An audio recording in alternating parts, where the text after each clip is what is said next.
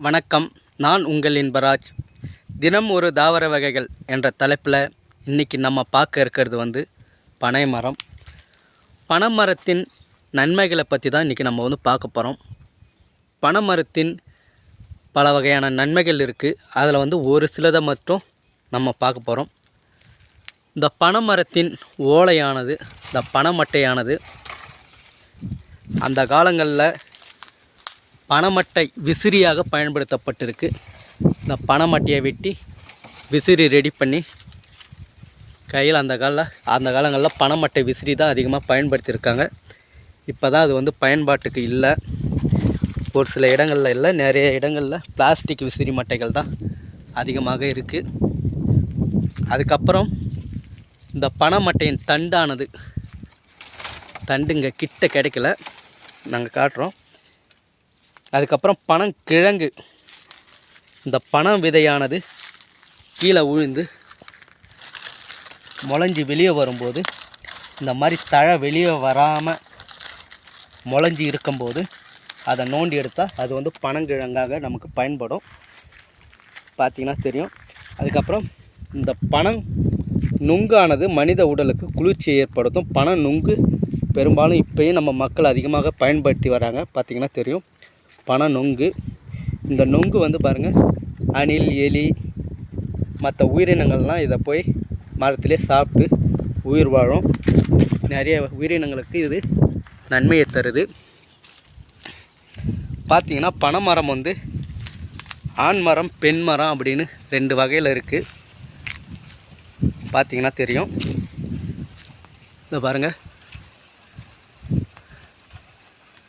இந்த மரம் பூ வச்சிருக்கு பாருங்கள், ஆண் மரம். இந்த பூவானது அழகு சாதன பொருட்கள் தயாரிக்கவும், அதாவது தீப திருநாள் கார்த்திகை தீபத்துக்கு மாவொலி செய்யவும் இந்த பூ பயன்படுது அதிகமாக. அதுக்கப்புறம் பெரிய பெரிய விசேஷங்களில் இந்த பூ அழகுக்காகவும் பயன்படுத்துவாங்க. கட் பண்ணி தொங்க விடுவாங்க விசேஷங்களுக்கு, திருவிழா நாட்களுக்கு. அந்த மாதிரி இந்த பூ பயன்படுது. அதுக்கப்புறம் இந்த பனைமரம் தண்டு அந்த காலங்களில் தூணுகளாக இந்த பனைமரத்தண்டை பயன்படுத்தியிருக்காங்க. பார்த்திங்கன்னா உனக்கு தெரியும், ஹைட்டாக இருக்கிற பனைமரத்தை கட் பண்ணி அடிக்கணக்கில் கட் பண்ணி இதை பனம் தூணாக பயன்படுத்தியிருக்காங்க குடிசை வீடுகளில்.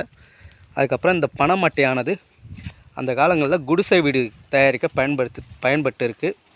இந்த பனைமட்டையை கட் பண்ணி குடிசை வீடுகள் தான், பனை ஓலை வீடுகள் தான் அதிகமாக கிராமங்களில் பயன்படுத்தியிருக்காங்க. இப்போ தான் யாரும் சரியாக பயன்படுத்துறதில்லை. இந்த பனைமரத்தின் இந்த தண்டு இருக்குது பாருங்கள், இந்த பனைமட்டையின் தண்டானது கட் பண்ணி நாராக பயன்படுத்தியிருக்காங்க. இந்த தண்டை கட் பண்ணி அதை நசுக்கி தண்ணியில் ஊற வச்சு பனை ஓலை வீடுகள் கட்டுறதுக்காக இந்த நாரை பயன்படுத்துவாங்க. அதுக்கப்புறம் பனைமரத்தின் நுங்கு பழுத்தவுடன் பழமாக பயன்படுத்தியிருக்காங்க. பனம்பழம் சாப்பிட்டு அந்த காலத்தில் வாழ்ந்துருக்காங்க.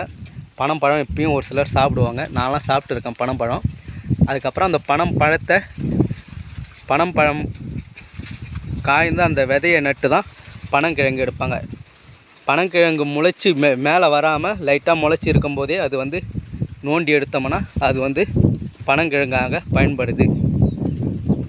அதுக்கப்புறம் இந்த குருத்தானது, பனைமரத்தின் குருத்து இருக்குது பாருங்கள், பனைமரத்தின் குருத்தானது நம்ம அதையும் திருவிழா காலங்களில் அதை கட் பண்ணி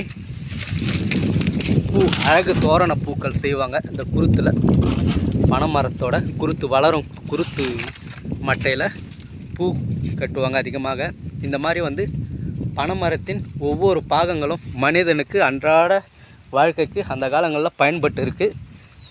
இப்போ வர வர அதை பயன்படுத்துறத நம்ம மறந்துட்டோம். பனை ஓலையை, பனைமரத்தின் பாகங்களை அனைத்தும் பயன்படுத்தி பனை வளர்ச்சிக்கு நம்ம உதவி செய்யணும்னு நான் நினைக்கிறேன். பனைமரம் பாருங்கள், இது ஒரு ஓடை தான். ஓடையில் நிறைய பனைமரங்கள்லாம் இருக்குது. பார்த்திங்கன்னா தெரியும், நிறைய பனைமரங்கள் இருக்குது. இந்த பனைமரம் மனிதனுக்கு அந்த காலங்களில் அன்றாட வாழ்க்கைக்கு பயன்பட்டு இருக்குது. கண்டிப்பாக ஒவ்வொரு மனிதனும் பயன்படுத்தியிருப்பாங்க அந்த காலங்களில். நானும் இந்த பனைமட்டையை நிறைய பயன்படுத்தியிருக்கேன்.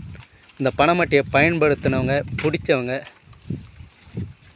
லைக் பண்ணுங்கள், ஷேர் பண்ணுங்கள், கமெண்ட் பண்ணுங்கள், சப்ஸ்கிரைப் பண்ணுங்கள். நன்றி, வணக்கம்.